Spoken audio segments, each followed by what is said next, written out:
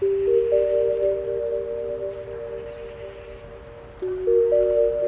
voulais voir autre chose.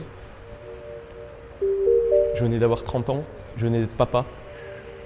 Donc du coup, je me suis dit, c'est maintenant qu'il faut se lancer. Et je veux surtout que ma fille puisse avoir des fruits et légumes de bonne qualité et qu'elle mange bien. Et du coup, je me suis dit, pourquoi pas partir dans la tech food, quoi.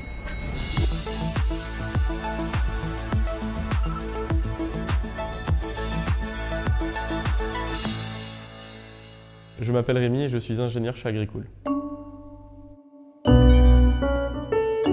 Cette envie d'être ingénieur, je l'ai depuis que j'ai découvert l'électronique, les ordinateurs et autres en étant gamin. C'est l'envie d'avancer dans la technique, de découvrir de la nouvelle technologie, de développer la nouvelle technologie pour servir à quelque chose, quoi. Donc j'ai pu voir la technologie au sein de laboratoires de recherche fondamentale, au sein de l'industrie militaire, au sein de grands groupes à produits à fort volume. Donc un petit peu tous les secteurs d'activité. J'étais épanoui au niveau technique parce que je trouvais la technique très belle. Après, je suis moins friand de la façon dont on développe dans des boîtes comme ça. C'est des temps de développement qui sont très très longs, le travail est très dilué. Je me suis posé des questions sur l'utilité de mon travail et j'ai voulu me tourner vers quelque chose de vraiment utile pour la communauté, pour le vivre ensemble, pour le savoir-vivre. À ce moment-là, je cherchais autre chose, je cherchais un nouveau défi, des nouvelles technologies que je ne connaissais pas ou comment adapter mes technologies à un nouveau monde. J'ai découvert Agricool en cherchant donc un travail plutôt dans la food. J'étais sur leur site internet, j'ai lu leur manifesto, le leitmotiv de l'entreprise, qui est de produire des fruits et légumes sains au cœur des villes, ramassés et livrés le jour même ou le lendemain, donc vraiment en circuit court. Et c'est exactement ce que je recherchais en fait. La food, c'est un secteur que je connaissais un petit peu. Moi, je viens de la campagne, mes parents sont agriculteurs, je viens d'une famille d'agriculteurs, donc j'ai été élevé avec les produits du jardin, avec les produits de la ferme, avec des produits qualitatifs. Et au bout de 5 ans passés sur Paris, cette qualité des produits me manquait, clairement. Donc la tech food et voir trouver une entreprise qui justement essaye de reproduire et de fournir dans les villes des fruits et légumes de qualité équivalente à celle de l'agriculture. C'est l'agriculture 4.0, c'était fait pour moi, quoi.